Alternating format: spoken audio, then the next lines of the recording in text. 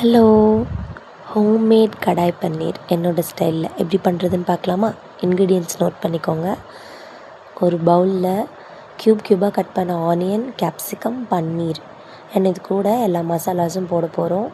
Turmeric powder, red chilli powder and அதுக்கப்புறமா சீரகத்தூள், அதுக்கப்புறம் பெருஞ்சீரகத்தூள், அதுக்கப்புறம் கரம் மசாலா, உப்பு.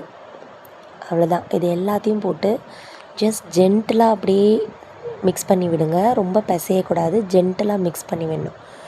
ஒரு பேனில் ஹீட் ஆனதும் ஆயில் போட்டுட்டு நம்ம மிக்ஸ் பண்ணி வச்சுருக்கோம் இல்லையா, அது எல்லாத்தையும் போட்டு நல்லா ஃப்ரை பண்ணி எடுத்துக்க போகிறோம். சிம்மில் வச்சு ஃப்ரை பண்ணுங்கள், பொறுமையாக ஃப்ரை ஆகும். அண்ட் தேவையான கேஷ்யூஸை நல்லா ஹாட் வாட்டரில் சோக் பண்ணியிருக்கேன்.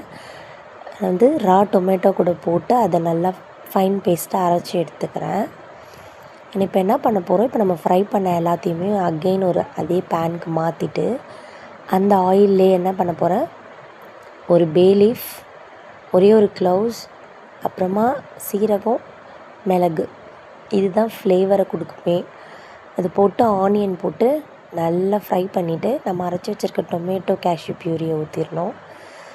டிஷ்ஷுக்கு தேவையான அளவுக்கு சால்ட்டு, கொஞ்சமாக டர்மரிக் பவுடர் அண்ட் நம்ம மிக்ஸ் பண்ணி ஃப்ரை பண்ணி வச்சுருக்கோம் இல்லையா, அது எல்லாத்தையும் எடுத்து அதில் ஆட் பண்ணி கொஞ்சமாக தண்ணி, அவ்வளோதான். இப்போ இது நல்லா செமி கிரேவி ஆகி குக் பண்ணக்கப்புறம் நம்ம லிட் ஓப்பன் பண்ணி பார்த்தோன்னா சூப்பராக கடாய் பன்னீர் ரெடி ஆகிடும். இது ஹோம்மேட் ஸ்டைல் தான், ரெஸ்டாரண்ட் ஸ்டைல் கிடையாது. ட்ரை பண்ணி பாருங்கள், அவுட்ஸ்டாண்டிங்காக இருக்கும் சப்பாத்திக்கலாம்.